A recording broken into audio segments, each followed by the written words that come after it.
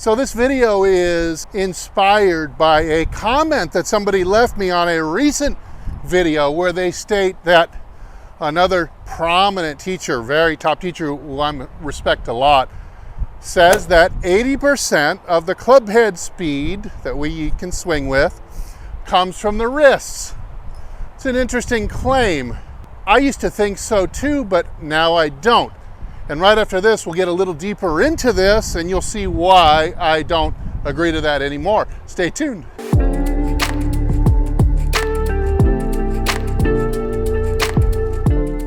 Hey, this is Steve with HitItLonger.com. I hope you get enough value out of this video to make you like and subscribe. All right, so this notion that if you use your wrists right, of course, a lot of people are not using their wrists to really snap that club head through, but once you learn how to do it, you start to see how it adds so much club head speed to your drives and of course all your other clubs, but especially with your drives. Boy, you can make this thing really whip through the air and get a lot of speed, and that is really feels like it's coming from your wrists. But is it really that simple? Now, the origin of this claim that the wrists and not the rotation, that the rotation of the body and the shifting of weight would then be only 20% of the equation. So that means you don't really need to emphasize shifting or rotating that much and you can still get pretty close to your maximum speed. Now, I believe that this claim is coming from experiments where you would hit the ball, that was pretty good for the first take, where you could hit the ball off your knees, therefore you can't really shift your weight from foot to foot, and of course you're not really rotating nearly as much, and yet people who are skilled at that are able to get around 80% of their maximum club head speed. So it's very interesting, however, not very accurate of a claim. If you've been following my channel for some time, you might recall, and I'll put a clip of this up there, that I did a video where I tried to take some swings with my ass sitting on a swiveling bar stool. And it's very revealing when you do that. See, if you don't have support into the ground, if you don't have yourself anchored, if you're not creating a good base to plant, you're actually going to end up, the faster you try to snap your wrists around in this way, it falls under Newton's laws that you would actually get thrown backwards, number one, and you also, instead of rotating the correct way, you'll actually rotate backwards. Okay, in order to better determine where we draw our power from, I've got this swiveling bar stool to give you a demonstration on what happens when you more or less remove your ability to create ground forces. Now, this is not completely eliminating ground forces, because actually my rear end sitting on this seat is actually slightly acting to stabilize me. But for the most part, I'm going to have zero ground forces here as I try to swing. And you'll see something crazy is going to happen. And it's going to really open your eyes onto where we get our power from in a swing. So I'm going to try to take a couple of swings about waist or knee level here. You're going to see. So you see what happened there?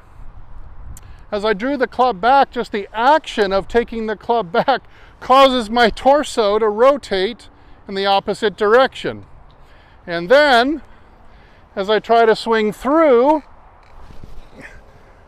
I am getting twisted in the wrong direction, which is completely negating my hand speed. So I don't think I'm swinging much more than 40 or 50 miles an hour, maybe, if I'm lucky. So my hand speed has been fairly negated because it hasn't been stabilized by the ground nor multiplied by the turn of my torso, as my torso is turning negatively. Okay, now I'm going to put my feet down for the next example, just barely put my toes on the ground, And what you'll see is at least this is going to help me get rid of the negative torso rotation just barely by touching my toes to the ground.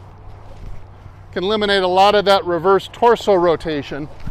And you're starting to see the club be able to be snapped a little bit faster, perhaps 60 or 70 miles an hour now. There is still no torso rotation, and again, the ground forces were just minimal enough to where I didn't move my torso in reverse, and that was enough, just enough to kick up the club head speed maybe by about 50% or so, I'm gonna assume.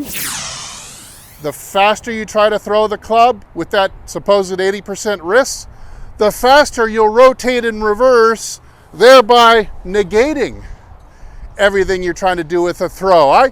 I suspected on the bar stool that 100 mile an hour intended swing was coming out more like 40. So I was actually losing more like 60%. Now follow this. If again, you end up rotating in response to the force you're trying to throw, to negate, everything comes out to be zero that way. If you are going to keep yourself with zero rotation, you would actually have to input positive rotational force into the system in order to counteract the negative rotational force that's throwing you backwards. You'll actually also have to inject positive weight shift in order to negate the negative weight shift or the throwback, the fallback you'd get if you tried to do this without any resistance. So the 80%, of course, sitting on your knees, you get to establish ground forces.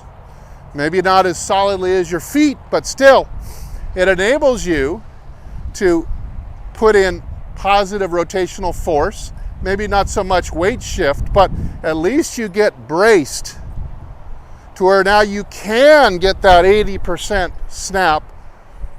So the 80% on first glance might be appealing, it might make sense. However, it's simply a much more complex math problem than this.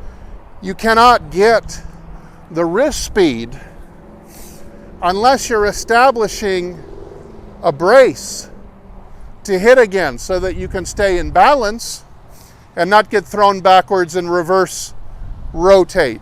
So everything about that 80% is dependent on what you are doing with your feet and your rotation of your trunk. It's a more of a complex issue. Now, my mentor, Mike Austin, who was not only perennial, and look him up back in around 1990, 1985, somewhere in that range, he was perennially a top 10 Golf Digest instructor in the world and a legendary long drive hitter to where he's actually in the Guinness Book for one of the drives he hit, but a prodigious long and straight hitter. He always used to tell me it was more like a multiplier. So he told me, hey, if I could get my body rotating and shifting and creating a brace to make a strong hit against, he said, I felt like I could get this left arm advancing into the ball at 15 miles per hour. Now, of course, that doesn't sound like much. And you're like, well, that sounds like about 80% is going to come from the wrist, doesn't it? But he said, if I can get that 15 miles an hour, he said, I consider the elbow to wrist, this joint, the elbow joint motion, to be a multiplier of ×3. And you got to remember, Mike and everyone else who hits it out there a long way, they're utilizing their right elbow, their rear elbow, like a karate chop. So think of the action you would need if you're going to come in sideways like this and actually break plywood or break a brick in half. Wah! Like that. Extremely quick snapping straight of the elbow. He figured that could be a ×3 multiplier. And then the wrist snapping like this, like you're throwing a pitch, submarine style. He thought of that as also a ×3 factor. So the simple 15 miles an hour times 3 is 45. Times 3 again, all of a sudden we're at 135, which is what I believe Mike probably swung a steel-shafted 43-inch driver back in the day at his top speed. Probably somewhere in that neighborhood of 135 miles per hour. Of course, when you add the multipliers correct and you get that hand speed working, sure, 135 doesn't look that fast because, yes, this is only moving 15. Now, if you could get the proper wrist action, I know a lot of you out there watching, you're looking for more distance, more clubhead speed. Maybe you're just looking for 80 miles an hour or 90 miles an hour. Boy, you could really keep up with your buddies and hit it past them if you could just get that next milestone. Well, think of it this way. If you could figure out how to get times 3, not whipping action that I've been talking about so many videos. It's an out of control, free, extremely explosive burst of energy that whips the club around like a bullwhip action. Not a controlled action at all, but a out of control, free action. Let's say you could master that first. Let's say if you could just turn your body at 11 miles an hour, 10 miles an hour. If you could turn it 10 miles an hour, times 3 is 30, times 3 again is 90, and there's enough clubhead speed there to easily play single-digit handicap golf. At least you'd have the power side of it to do that. So very powerful. It's the idea of the wrists being multiplied by what you're doing with the shift and rotation. Now, truly it is such a complex problem, mathematical, almost a calculus problem, that we may never really know how much the wrists or the pivot or the rotation actually provide in a golf swing. And it probably varies quite a bit from person to person as well. But you understand it's much more complex than just saying if I took everything out, all the rotation out, that I could swing 80%. Not that simple. I'll leave you with one last thing. Let's say that it was true and you could swing 80% just using the wrists, and therefore you would not have to apply that much shift or rotation to get a really good speed. Well, imagine if you were at 100 miles an hour with your swing, and which is plenty of speed to play scratch golf plus, and then you drop 20% or to 80 or 15% to 85. All of a sudden you'd have to move up to the white tees, and instead of playing scratch golf, now you only have the power to be maybe a 12 to 15 handicap, 12 handicap or something, only be able to hit the ball 210 to 230 yards. All of a sudden, don't have enough power, really, on average, to get a very good handicap. So power, that last 10, 15, 20% doesn't seem like a lot, but when you put it into real world terms, you see that's a total game changer. So therefore, let's see what we can do to really get this moving, shifting, rotating, creating a powerful brace that you can then use to multiply the whip of your hands and achieve maximum clubhead speed.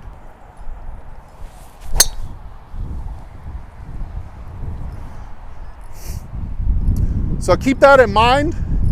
Go forth and practice hard. Improve your golf game. Thanks so much for watching and supporting my channel. And as usual, I'll either see you in the next video or I'll see you longer and straighter down the fairway. Everybody take good care.